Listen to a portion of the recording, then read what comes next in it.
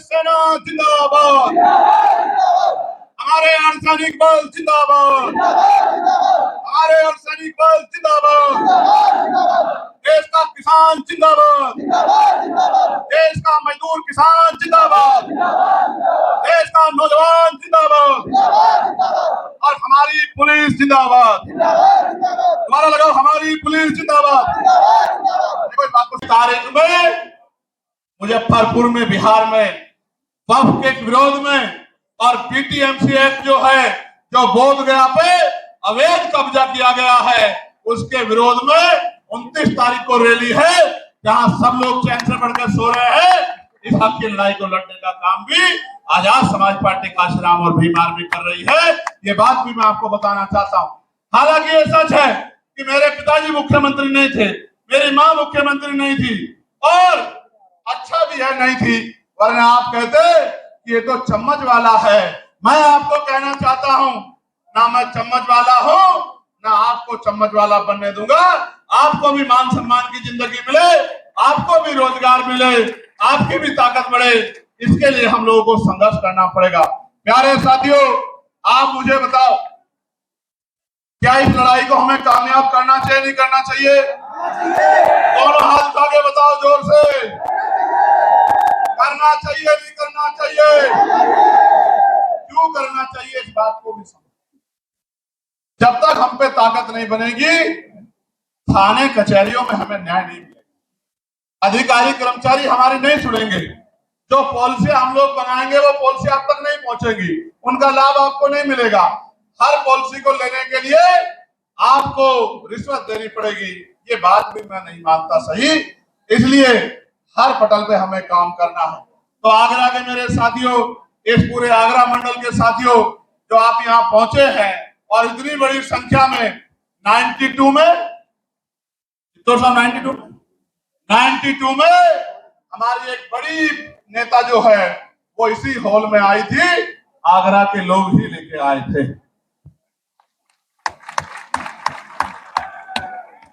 अब उनको आप 92 में इस हॉल में लेके आए, फिर आपने उनको ताकत भी दी। अब मैं आपसे पूछना चाहता हूं, इस हॉल में तो मुझे ले आए हो, ताकत दोगे नहीं दोगे ये भी बता दो। देखो, इस तरह समझो, इस तरह समझो, क्रिकेट देखते हो नहीं देखते हो?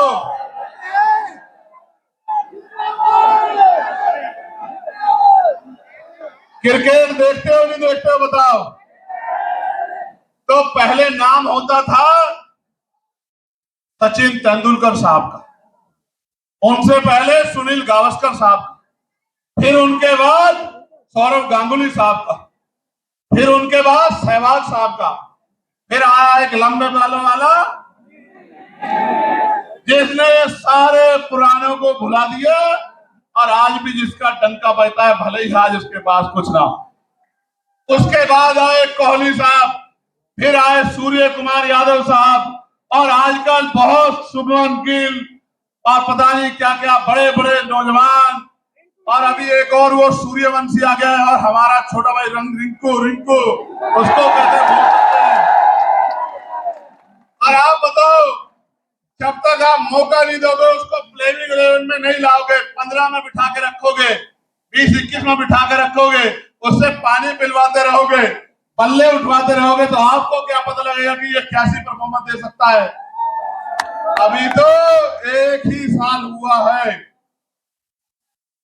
याद रखना, इन 5 साल के पूरे होने से पहले आपकी जिंदगी में रोशनी लाने का इंतजाम हम सब लोग करेंगे। मेरी बात को मैं आपको विश्वास दिला कहता हूं, जब तक हम लोग बाबा साहब के रास्ते पर नहीं चलेंगे, यानी कि शिक्षित नहीं बनेंगे, संगठित नहीं होंगे और संघर्ष नहीं करेंगे, तब तक कुछ भी बदलने वाला नहीं है। और मैं फिर आपसे कहता हूं, पार्टी के नेताओं से कहता हूं, भीम आर्मी के साथियों से कहता हूं, कार्यकर्ताओं से कहता हूं, मांगने से भीख मिलती है, अधिकार छीनने पड़ते हैं। अगर छीनना चाहते हो अधिकार, तो जिस तरह से पेट पालने के लिए 8 घंटे काम करते हो, रोज पार्टी को आगे बढ़ाने के लिए भी 2 घंटे घंटा काम करो, क्योंकि आदमी भूखा तो रह सकता है लेकिन अपमानित होकर नहीं रह सकता। इस बात को भी समझने का प्रयास करो। हमारी आबादी बहुत है, हमारी आबादी बहुत है, 85% लोग हैं हम लोग, लेकिन 85% होते हुए भी जुल्म सह रहे हैं क्योंकि जागरूक नहीं है, एकजुट नहीं। जैसे मुस्लिम समाज की आबादी 20% के लगभग है, फिर भी रोज धार्मिक नारे लगाओ वरना मार खाओ, रोज धार्मिक नारे लगाओ वरना मार खाओ। और विवाद कश्मीर में हुआ, आतंकवादियों के खिलाफ पूरा देश खड़ा था, लेकिन सरकार के लोगों ने यहां भी मुस्लिम भाइयों को पीटने का, परेशान करने का काम किया। और ये बेचारे उन नेताओं की तरफ देखते हैं जिनको आगे बढ़ाते आए, ताकत देते आए, कुर्सी बिठाते आए, और वो नेता ये उनकी तरफ देखते हैं और वो दूसरी तरफ देखते हैं। उनको पता है कि ये कहीं जाने वाले नहीं है, ये पीठ सीट कभी हमारे पास ही आएंगे, तो इनकी आवाज उठाने का कोई मतलब नहीं मानता। मैं इनको कहना चाहता हूं, थोड़ी सी हिम्मत जुटा लो, मन पक्का कर लो। एक मौका चंद्रशेखर आजाद को दो, अगर दोबारा किसी नेता की जरूरत पड़ जाए तब फिर मुझे कहना। पिछले कुछ दिनों में अपराध की बाढ़ आ गई है। आगरा में भी सुन रहा हूं, जो आगरा हमारा किला था वहां भी बारात रोकी जा रही है। दिल में बड़ी तकलीफ थी, कार्यकर्ताओं पे हमला हो रहा है, कार्यकर्ताओं पे झूठे मुकदमे लगाए जा रहे हैं। दिल में तकलीफ थी, हर दिन इंतजार कर रहा था कि आगरा का दिन कब आएगा, आगरा का दिन कब आएगा। आज आगरा का दिन आया, आगरा का दिन तो आ गया। आजाद समाज पार्टी का दिन आएगा नहीं आएगा ये भी मुझे बता दो। अच्छा आप बताओ, अभी मेरे हाथ में ना ट्रांसफर करने की पावर, ना पोस्टिंग करने की पावर, ना नौकरी देने की पावर, ना रोजगार देने की पावर, ना जुर्म जाति रोकने की पावर। अभी मैं पार्लियामेंट में आवाज उठा सकता हूं और आपके लिए धूप में, छांव में, गर्मी में, आंधी में, तूफान में। और इसे छोड़ो साहब, मैं चैलेंज करके कहता हूं, मेरे खून का कतरा कतरा ले लो, अगर मेरे खून के बहने से आपको सम्मान का जीवन मिलता है, बाबा साहब का सपना पूरा होता है, तो खून का कतरा कतरा भी आपके लिए निछावर करने के लिए तैयार। क्या मुझे और कोई परीक्षा देनी है? अपने दिल पे हाथ रख के बताओ, क्या और कोई परीक्षा देनी है मुझे? तो सिर्फ नारे लगाने से काम नहीं चलेगा। जब तक आप बूथ कमेटी नहीं बनाओगे, भाईचारा कमेटी नहीं बनाओगे, अनुशासन पैदा नहीं करोगे, संगठन नहीं बनाओगे, विश्वास पैदा नहीं करोगे, लोगों के साथ व्यवहार बना के उनको साथ लाने काम नहीं करोगे, तब तक कुछ भी बदलने वाला नहीं। इसलिए बताओ, बदलोगे नहीं बदलोगे? सोच समझ के बताओ, बदलोगे नहीं बदलोगे?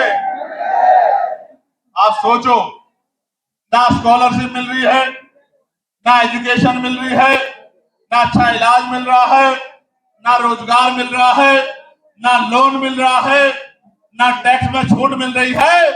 मिल रहा है तो एक चीज इस सरकार में, अपमान, अन्याय, जुर्म, जाति, और जो जमीनें हमें मिली थी उन जमीनों को भी लूटने का काम ये सरकार कर रही है। तो इस सरकार का जाना जरूरी है नहीं जरूरी है बताओ? तो सोचो, सरकार चली गई, चली गई, लेकिन अगर आपकी नहीं बनी तो आपके हिस्से में क्या आया? समझे नहीं समझे? भाई ये फोन इस हाथ में था, अब इस हाथ में चला गया, आपके हिस्से में क्या आया? आप बीच में खड़े हो जाओ दीवार बन के, ये ताकत इधर से जाएगी तो हमारे पास आएगी, इस बात को दीवार बन के खड़े हो जाओ। सुबह हो शाम, आप चाहे ईंटें उठा रहे हो, भट्टे पे हो, कोलू पे हो, रिक्शा चला रहे हो, कोई छोटी दुकान चला रहे हो, रेडी पटरी पे हो, एक ही बात आपके कान में गूंजनी चाहिए, जो बात आपसे कह के यहां से विदाई लूंगा, कि हमें अपनी ताकत 2027 में बढ़ानी है। ये बात आपके कानों में हर समय गूंजनी चाहिए। और 2-3 नारे आपको मेरे साथ लगाने हैं, तैयार हो? ये जो मंच के लोग हैं ये भी तैयार है नहीं तैयार है? हमारी सेना जिंदाबाद, भारतीय सेना जिंदाबाद, हमारी हमारे अर्धसैनिक बल जिंदाबाद, हमारे अर्धसैनिक बल जिंदाबाद, देश का किसान जिंदाबाद,